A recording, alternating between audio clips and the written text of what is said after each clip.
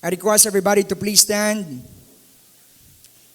Titus chapter 2 verse 14. Makita ninyo mga kauturan ara dira sa aton kilid sa dingding sa aton diring designs mga kauturan. The Titus chapter 2 verse 14, the main theme of this event mga kauturan, in line with the Valentine's Day or the Heart's Day mga kauturan celebration. The Bible says, He who gave Himself for us, that He might redeem us from all iniquity, and purify unto Himself a peculiar people, zealous of good works. As we stand, let us close our eyes and bow down our head. And as we pray, Lord Jesus, this afternoon, Lord, we stand in Your presence. We submit, Lord, our life into Your authority and into Your kingship, Lord. Wala kami may mahimo, Ginoo, kung wala Ikaw. The success of this event not only relies on our own sacrifices, but relies on the immense power of Your presence, Lord God, ngay pabutyag sa amon mga kabuhi subong nga hapon. Lord, nakadto kami diri, we have different expectations. As we put our designs in preparation, we have expectations. May gina-visualize kami nga magakalatabo subong nga hapon. May ginahandom kami, Ginoo, nga magakalatabo subong nga hapon. May ginahandom kami, Lord, nga Ikaw may pagatandugon subong nga hapon. Kag Ikaw, Lord, hallelujah, magalihok sa amon katong-anan. Kag Ikaw, Ginoo, magatandog, Ginoo, sang imo mga katawhan subong nga hapon. Lord, hallelujah, as Your words about to be heard in the midst of us, Lord God, in my part, hallelujah, bless me, use me, anoint me, Lord, hallelujah, hallelujah, as I ask, Lord God, the blessings from its senior pastors, Lord God, hallelujah, hallelujah, I claim it in Your name, Lord Jesus Christ. Everybody say, Amen and Amen. Sa liwat palapakan natin si Lord Jesus. Will you shout, praise the Lord! Hallelujah, pwede na kita makalingkod mga kauturan. Praise God. I was overwhelmed by the attendance this afternoon mga kauturan. Nalipay ko sa kadamuon. We have so many unfamiliar faces nga makita diring iban diri sa aton, hindi naton lubos kilala. Kag nga nalipay man kita nga may mga nawong dugay nga panahon nga nadula, pero subong nagbalik na. Wala pa kantang Ginoo mga kauturan. Ini pagpakita mga kauturan nga ang aton mga pagpaningwa gina-honor gid sa aton nga Ginoo. Labi na gid sa aton mga pinalangga nga mga bisita, ang inyo lipot nga panahon nga ginhatag subong nga adlaw, magapabilin ni siya hasta kamo nagakabuhi diri sa kalibutan. And if God's will mga kauturan, time will come sa aton tima mga kauturan, you will find the missing piece in your heart. The message this afternoon is entitled, The Missing Piece. Siligay nun, ang nadula kag ang kulang nga pisa. Kulang nga pisa. Kung isa ka butang kulang pisa, mga kauturan, sa lakyan, motor, anuman yung mga bagay, hindi na siya fully functional. Nadumduman ko, Pastor Abraham, ang damage ng salakyan, fuel filter, gamay lang apart, pero ang salakyan hindi magandar. Hindi magdalagan. Because there is a missing piece. May kulang nga parte. Even it is only a small part, mga kauturan, but plays a very crucial role sa imong life, kag sa imong kabuhi. Nga kung hindi mo makita ang missing piece, mga kauturan, you will be stagnant in your life. Hindi ka makagalaw, hindi ka magamit, kag hindi ka mga kauturan makagiho. It's because there is a missing piece in your heart. Kag siling ko kagay na mga kauturan, align with this. Sa naligad sang February 14, gin-celebrate naton ang Valentine's Day. You know, the manner of the celebration does not justify the means, mga kauturan. So, inya mga kauturan nga adlaw pagpakita sang pagpalanggaanay. Pero subong nga hapon buot ko klarohon sa aton tanan nga ang pagpalanggaanay hindi lang sa pizza sang February 14. Adlaw-adlaw mga kauturan dapat nagapalanggaanay gid kita. Ang gugma mga kauturan wala lang naga-take effect sa bulan mga kauturan sang Pebrero 14. Kundi mga kauturan hasta subong extended yapon dapat ang aton pagpalanggaanay. Palapakan naton si Lord Jesus Christ. Hallelujah. Kabalo ka mo mga kauturan, nakita ko sa isa ka post, no? Nagsunggod siya sa iyang uyab. So allow me to tell this story. Sila nga, bakit di mo ko pinaglaban? Sila nga sa iyang amiga, mukha ka kasing kalaban. Ito ang mga kauturan. Subot silingon ko kaisa, ang pagpalangga sang tao nagavari sa tsura. Nagavari sa ginatawag naton nga physicality. Nagavari mga kauturan sa kung ano lang ang iya nga makita. You know, this afternoon I would like to tell you about the different types of love. Mga kauturan, ang kalibutan may kinakilala nga apat ka klase sang gugma. The first one, we have the eros kind of love. You know, the word eros means this kind of love exists only on the lovers or partnerships, mga kauturan, sa ginatawag naton nga matrimony, no? Nga gin-isa sila pinaagi sa pagkasal. Sa mga nagaigugmaanay, nagapalanggaanay, mga kauturan, amo ni ang effective nga love para sa sina mga kauturan nga klase sang gugma, the eros kind of love. And the second one is the philia. Ining word nga philia, mga kauturan, refers to the friendship kind of love. But silingon mga kauturan, kung may tao ka, o kung may miga ka, migo, nga lapit sa tagipusoon mo, ang klase sang gugma nga ra sa inyo, philia. Nga klase sang gugma. Abi tulukang imo nga close friends dira, philia, bala sa philia. Praise the Lord. The third one is the infatuation. Ining infatuation, mga kauturan, refers to the kind of love that you are only attracted to the physical aspect of that woman or man. Naluyag ka lang sa iya, mga kauturan, ginpalangga mo sa tungod kay may nakita ka nga daw kagwapo, kag daw kagwapa sa iya. Daw kanami sa iya magpurma. That's why mga kauturan, damo kita sang mga mabatian nga mga sugilanon nga dapat ang gugma hindi lang malimit sa sagwa nga aspect, mga kauturan, kundi dapat ginatulok man sa batasan. Damo mga kauturan sang tao nga gwapo kagwapa pirong batasan balda. Realidad na siya, mga kauturan. That's why dapat nga mapili gid kamo sang maayo, no, sa mga young people naton. And the last one is the agape kind of love. Ining agape kind of love, mga kauturan, amo ning gugma nga unconditional. Amo ni siyang klase sang gugma nga selfless. Busilingon wala yan na ginatulok ang iya kaugalingon. Ang importante, mga kauturan, nga makahatag lang siya sang ikaayo, sang iya mahal sa kabuhi.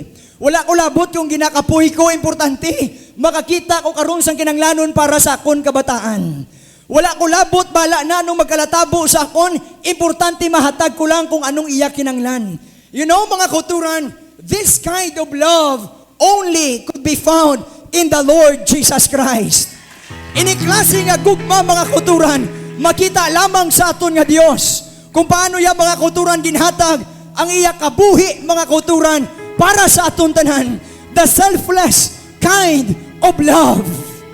Wala na yaging tulok, mga kauturan, kung anong iaagyan, pag-suffer, mga pag-antos, mga kauturan, ang iya laging tulok, kita, nga maluwas kita, kag hindi kita, mga kauturan, malaglag, mga kauturan, sa ginatawag nga impyerno.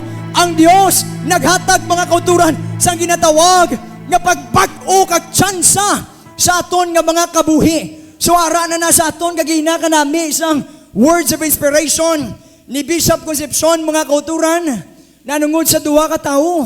Tandaan ta, mga kauturan, may ginatawag kita nga langit kag impyerno. Basin nalipat kita utod, ang aton Dios magabalik.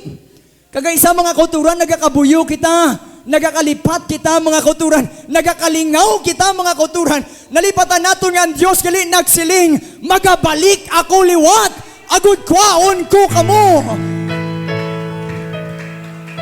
And those who endure until the end, the same shall be saved. Ang nagapadayon lang tuptup sa katapusan, amo lang ang maluwas. Subo nga hapon utod, ako ni siya nga pagpatalupangod sa aton. Kaya hindi galit takos nga ibaylo nga nagsunggod ka lang sa church, madula ka na dayon sa pag-alagad sa Diyos.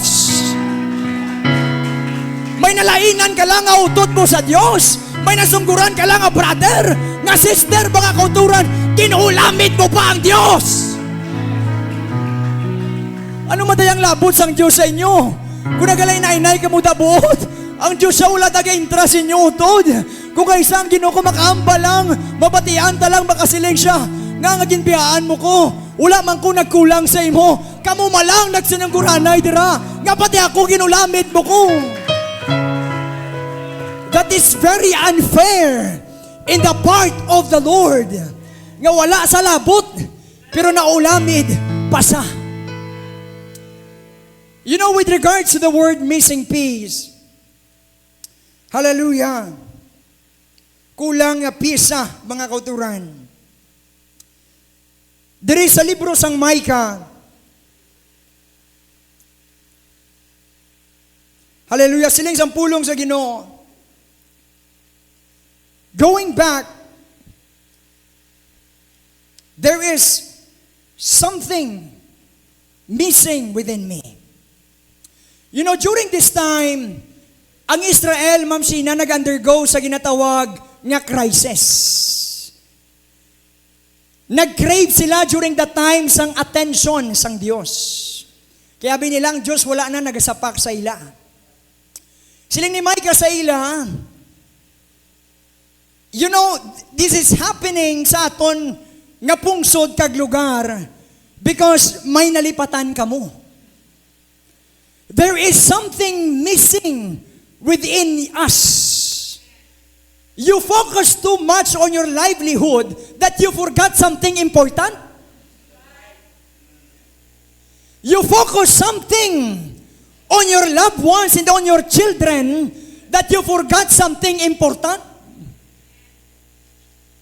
So there is something missing nga nagakalatabo ni sa aton. Nagmala ang duta, wala na nag-ulan.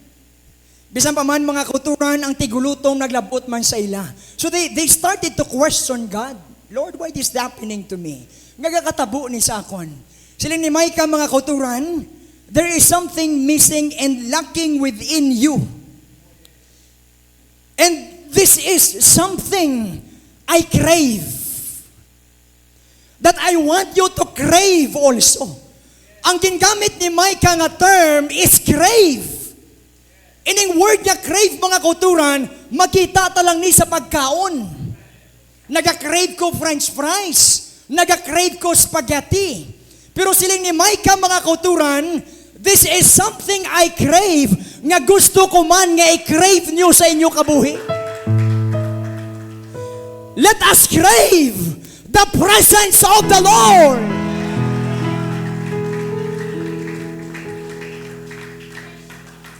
Nga nagakalatabo na sa aton subong, kay wala na ang presensya sang Dios. Nga nagakalatabo na sa kabuhi mo, kay wala na nagaupod ang Dios. And you know the attitude of the people of God? They question God but they don't question themselves.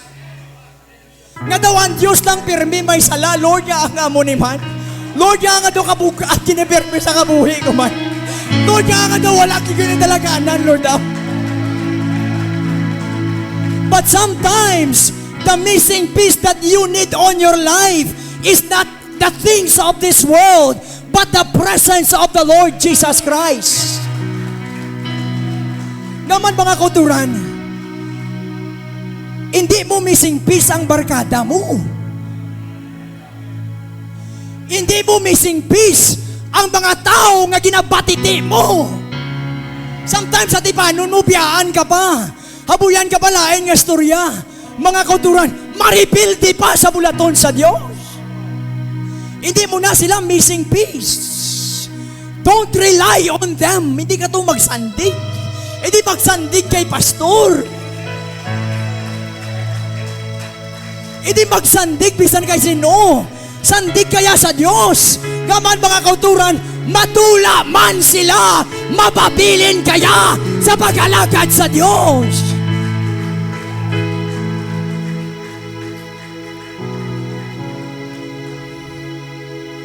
Don't rely on anybody. Rely on God. What shall profit a man if he gains the whole world but lose his own soul? Anon mo kung ara ang tanan nga butang sa imo? Anon mo kung arang tanan nga manggad sa imo? Anon mo kung arang tanan nga kasikatan sa imo? Pero wala ka Dios sa kabuhi mo, baldaman gyapon utod. You think everything is enough. Sustentado na ko.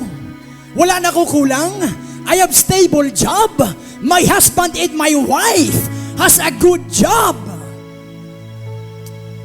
But time will come that God will say, buang-buang ka, subungad lao, kwaon ko ang kabuhi mo.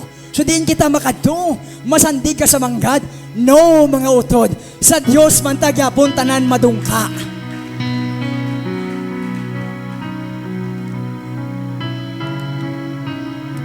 You know, during Hearts Day, the common sign nga makita naton pirmi during sa ginatawag nila nga Valentine's Day is the heart. Common ang heart, mga kauturan, nga makita naton as a symbol of love kag paghigugma.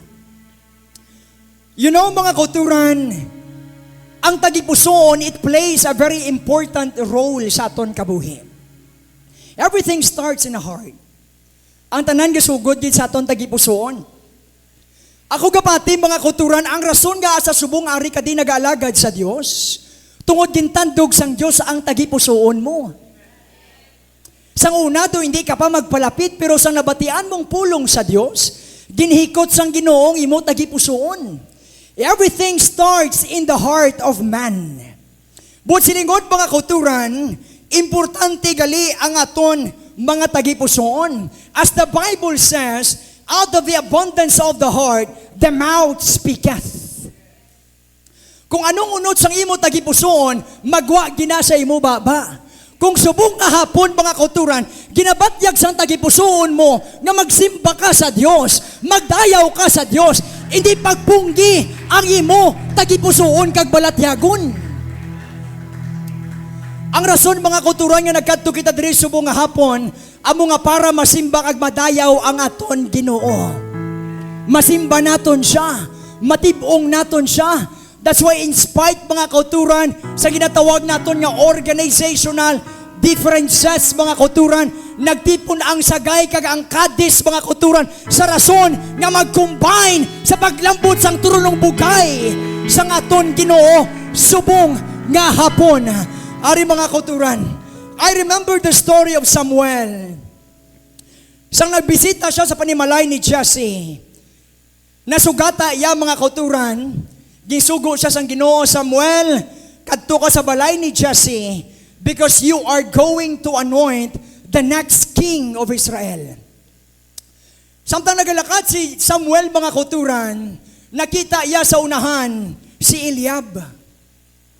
Siling sa Biblia ini si Eliab, tama ka nami isang yalawas, sagad mag-away mga kauturan, kag nga gwapo, nami man ang iyang physical structure. Siling ni Samuel, siya pagmunauna, siling nga, Lord, wala pa ko gani kalambot sa balay ni Jesse. Ari na nakita ko na kung sino ang imo ibulos nga hari. Kay katahumgid sang iyang aura.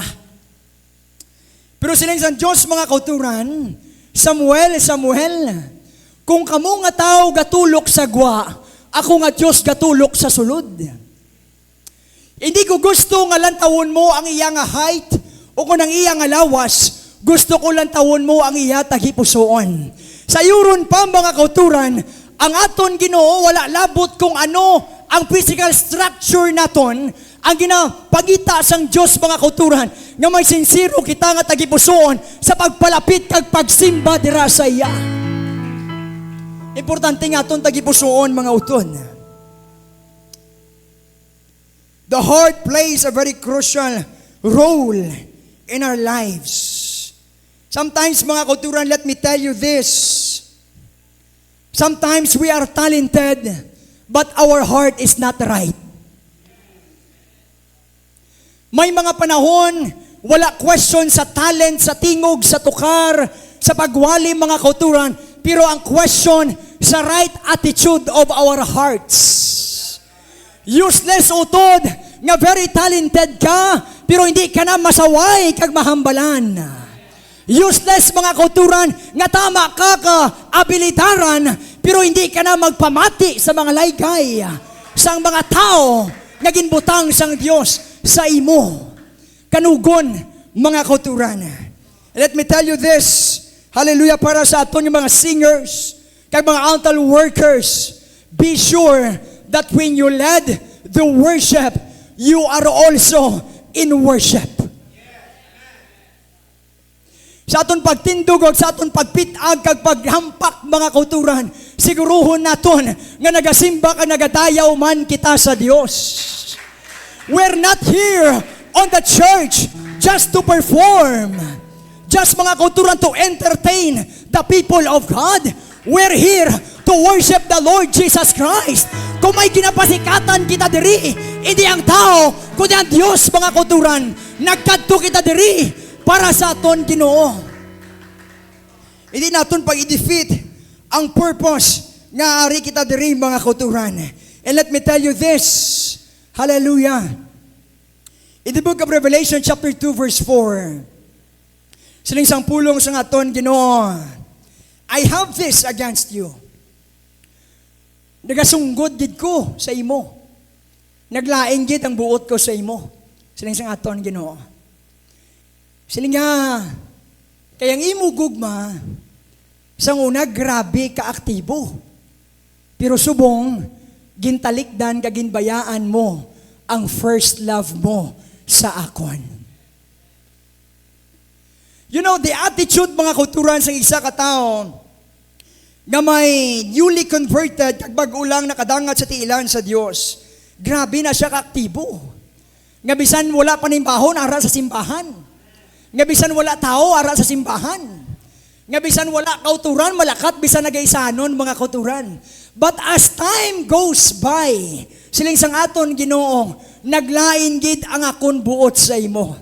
Kay ang gugma mo sang una sa akon nga pirti gid kadako, ginkalimtan kagintalikdan mo na. You know, I want to say this message to all of us. Let us bring back our first love to the Lord Jesus Christ. Subong mga kauturan, ginaselebrar sa kalibutan, subong nga bulan is about love. About sa gugma mga kauturan. Ang dapat nga right celebration of this month of love, hindi mga kauturan nga maghatag ka to chocolate bisan kay sino, kag maghatag ka to balon bisan kay sino. Ang dapat subong nga bulan kag adlaw mga kauturan is to examine ourselves. Lantaon tang aton kaugalingon, kag ang aton personal nga standing sa Dios, bala ang aton gugma ara pa bala sa aton Ginoo. Ukon base, ginamo na kita mga kauturan sang ginatawag naton nga sistema. The missing piece. The missing piece. Sa aton kabuhi mga kauturan, hallelujah. Basi subong, hindi ko man makita ang inyong balatyagon kag kabuhi, pero ang Diyos nato nakakita. I know there is something in your heart nga may ginapangita kagid sa aton Ginoo. That's why I've said earlier nga wala pa kita patigayon sa sini nga event, may gina-visualize ka na nga matabo subong nga hapon. May gusto ka nga pangayoon sa aton Ginoo. May gina-expectar ka sa aton Ginoo. And let me tell you something, church. Ang missing piece subong nga hapon, makita naton kung kita magdayaw sa aton Ginoo. The kind of worship that God desires, sining sa Biblia mga kauturan, ang klase sang pagsimba nga napasad mga kauturan sa espiritu kag kamaturan. That's why every time we worship, we close our eyes. Kaya ang Diyos mga kauturan hindi makita, pero mabatyagan siya sa aton mga tagipusoon. Ang kamaturan, mga kauturan, samtang nagasimba kita sa nagaisahanon lamang nga Diyos. Palapakan natin si Lord Jesus. Hallelujah. I have mentioned earlier the different types of love. Ang gugma, mga kauturan, niya kinanglanon sang Ginoo. Ang gugma nga may upod nga dedikasyon kag katutom. Hindi ang klase sang gugma, mga kauturan, nga infatuation. Magsiling kita infatuation, short-lived lang. Dasig lang ang klase sang gugma. Ining infatuation, mga kauturan, hallelujah, nubo lang ang panahon nga grabe ang imo katutom, pero paglipas ang panahon, nagtalikod, kag nagbaya ka na dayon sa aton Ginoo.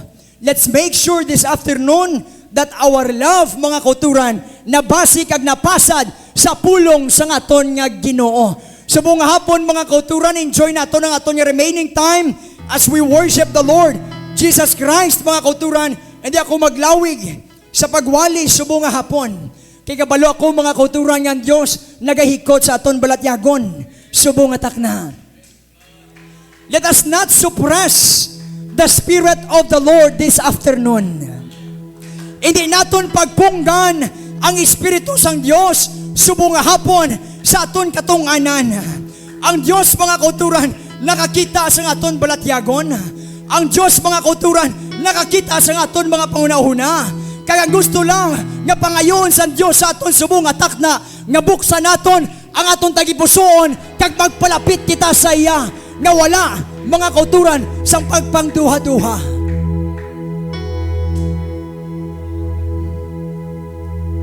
Sinisan Diyos, mga kauturan, ako ang Diyos nga nagakabalaka sa imo. I am the God that cares for you. Diyos, ako nga nagakabalaka sang imo kahimtangan. That's why nadumduman kong kanta, mga kauturan, huwag mo sanang isipin. Huwag mo sanang isipin, di kita natatanaw. Huwag mo sanang isipin, nalimutan na kita. Ang iyong pangalan sa palad ko, ginuhit ko na. Huwag mo sanang isipin, tinalikuran na kita. Let us reflect about the goodness and the love of God. Kag subong nga hapon, I would like to remind you, may nagapalangga sa imo. Kag may nagadumdum kag nagakabalaka sa imo. Wala sang iban kundi amo si Lord Jesus Christ. Palapakat ang aton Ginoo. But glory to God. Thanks be to God. Hallelujah. Nga nakilala naton si Jesus sa aton kabuhi. Gani, mga kauturan, sa nasiling na naton, hallelujah, hallelujah, sa nabiling nga bahin sang aton pagtililipon. Tanan kita magapalapit sa trono sang bugay sang aton Ginoo. Gamiton naton ang aton kamot, gamiton naton ang aton baba, gamiton naton ang aton pangunahuna, ang aton itulungog, labi sa tanan ang aton tagipuson. Samtang ginaambay ni nga kalantahon, himaya si Jesus sa imo kabuhi. Come to Him, worship Him in the beauty of His holiness. Sige, i-initiate ang imong faith sa Ginoo. Ang aton mga workers magalipot sa pagpangamuyo sa inyo, sa pag-assist sa inyo. Hallelujah. Praise the Lord.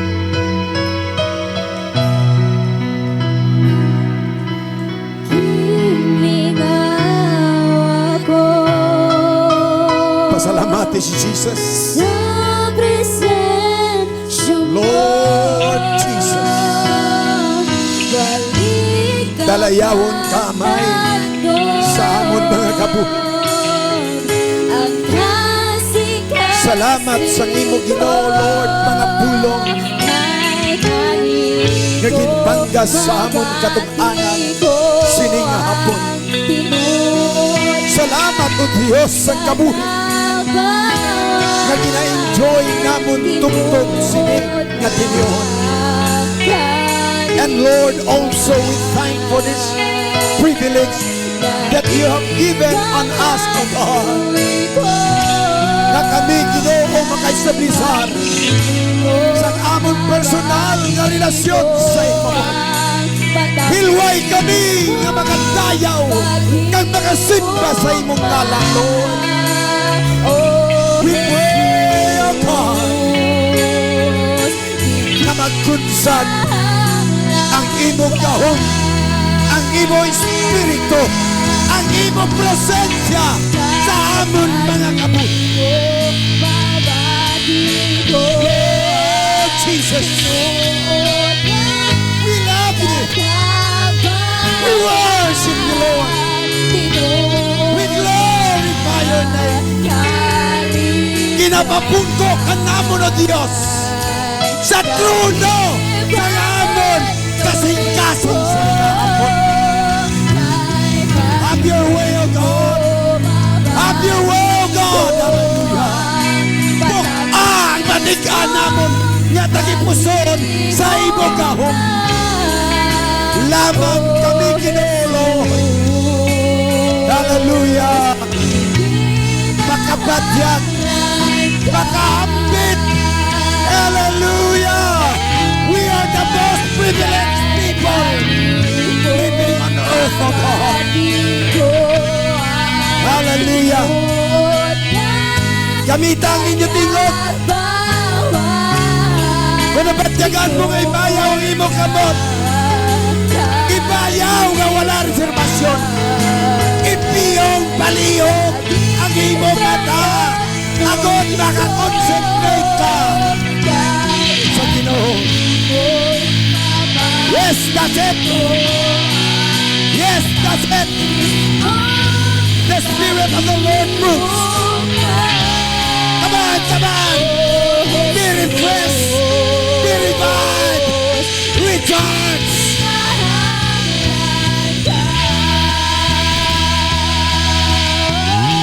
We need the Lord. We need His Spirit. Itugyan. Ihalag. Ihalagan ang ibang kabuhi. Oh, we are free. You are free. You are free to worship the King. Glory. Glory. Glory. Be filled with the Spirit. Let the Spirit of God touch your heart. The Lord loves you. Palangga ka ni Jesus.